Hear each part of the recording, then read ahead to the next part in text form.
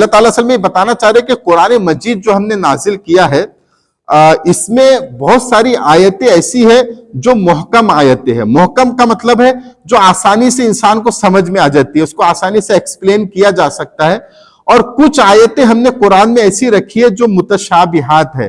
मुतशाबिहात का मतलब वो हर किसी के समझ में नहीं आएंगी, बल्कि बाज आयतें तो ऐसी है जो किसी के समझ में नहीं आएंगी। जैसे अभी हुरूफ मुक़त्तात के बारे में मैंने कहा कि अलिफ लाम मीम हा मीम आइन सीन काफ, ये कुरान की आयत है लेकिन ये किसी के समझ में नहीं आएंगी, इसका इल्म सिर्फ अल्लाह के पास है।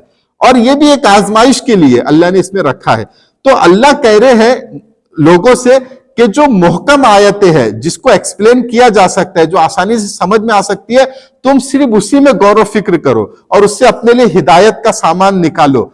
लेकिन जो मुतशाबिहात आयत है उसके चक्कर में मत पड़ो। यानी अल्लाह ताला इंसान को ये बताना भी चाह रहे हैं कि देखो तुम्हारी अकल महदूद है, तुम हर चीज को समझ नहीं सकते। कुरान में अब अलिफ लाम मीम है, इसको तुम नहीं समझ पाओगे, तो तुम ये इकरार, ये भी एक आजमाइश है। फिर हम सोचेंगे कि अल्लाह ने फिर कुरान में क्यों रखा, जब समझ में नहीं आएगा तो कुरान में क्यों रखा। कुरान में अल्लाह ने इसलिए रखा ये बताने के लिए कि देखो तुम हर चीज को नहीं समझ सकते, ये मान लो, इस बात को कबूल कर लो कि हर चीज तुम्हारी अकल में नहीं आ सकती, तुम्हारी अकल महदूद है। तो इससे मालूम हुआ, ये मुसलमानों को भी इसमें हिदायत है, मुसलमानों के लिए इससे मालूम हुआ कि मुसलमानों को हर चीज को समझने में नहीं पड़ना चाहिए, बल्कि जिसमें उनके लिए हिदायत का सामान है उसी को समझे, और जो मुश्किल चीज है जो नहीं समझ में आती उसको ना समझे। अब जैसे आजकल रैशनलिज्म का दौर है, तो कोई भी बात आती है इस्लाम की, अरे इसकी अकल में ये बात नहीं आ रही, इसको हिकमत बताओ, इसको अकल से समझाओ, इसकी अकली तौजी करो, इंटेलेक्चुअल इंटरप्रिटेशन करो। तो भाई हर चीज थोड़ी अकल में आ सकती है। अगर कोई कहे कि जन्नत को अकल से समझाओ, जहन्नम को अकल से समझाओ, ये जो आलम अरवा है जहां पर हमारी रूह रखी हुई है और फिर मरने के बाद इंसान की रूह आलम अरवा में चले जाती है, तो आलम अरवा कहां पर है इसको समझाओ। तो भाई हम कैसे समझाएंगे, हमारी अकल में नहीं आ सकती, हमारा इल्म तो महदूद है, हमारी अकल तो महदूद है और हमको समझने की जरूरत भी नहीं है।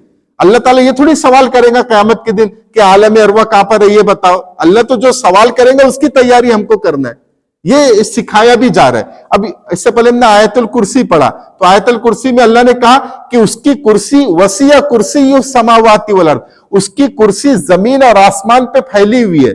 तो अब हम समझ सकते हो कैसी होंगी, उसके कितने पहिए होंगे, वो कितनी बड़ी होंगी, नहीं समझ सकते। ये जमीन आसमान हमको पता है, हम आज साइंस के जरिए बहुत सारी चीजें पता चल रही कि कितनी वसी है ये कायनात। तो क्या हम अल्लाह की कुर्सी का अंदाजा लगा सकते? नहीं लगा सकते। तो बस हमें चाहिए कि हम उसके ऊपर ईमान लेके आ जाए कि हाँ है, अल्लाह ने कहा है तो है, बस। अब कैसी है हमको नहीं पता और मैं इसके बारे में हमसे सवाल होगा।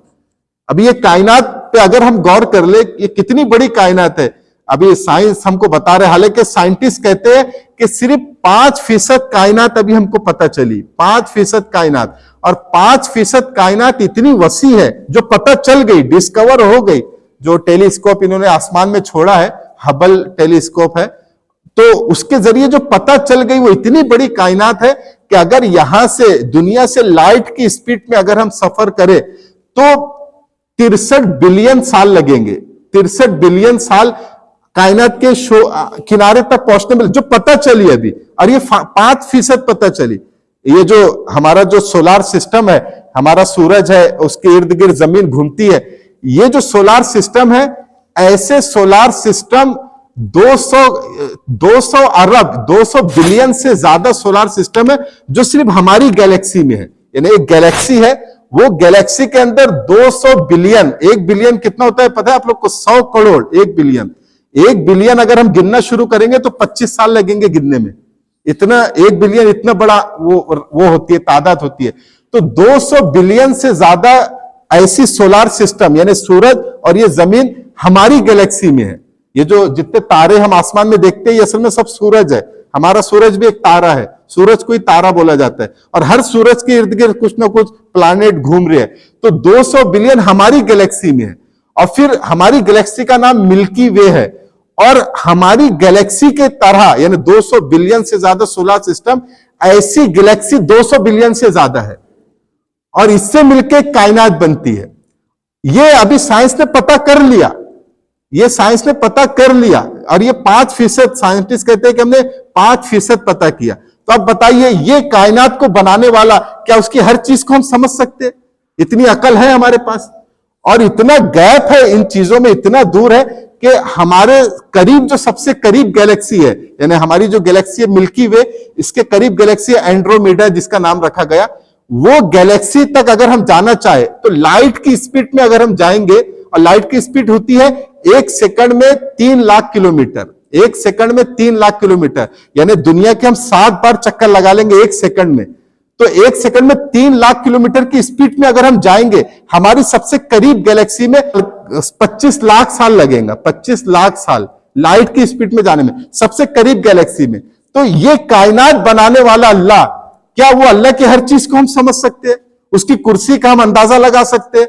उसके अर्श का हम अंदाजा लगा सकते? नहीं लगा सकते। तो हमें उसमें पढ़ना भी नहीं चाहिए। हमें तो बस ये देखना है कि अल्लाह ने हमको क्या कहा। हमको तौहीद पर ईमान लाना है, हमको नमाजों का एहतमाम करना है, इबादत करना है, मामलात, अखलाकियात, जो दीन का हिस्सा है, इस पर गौर करना है। इस पर मेरे अंदर क्या कमी है, मैं इसमें क्या तब्दीली ला सकता हूं, अपने आप को कैसे बदल सकता हूं, इस पर गौर करना है।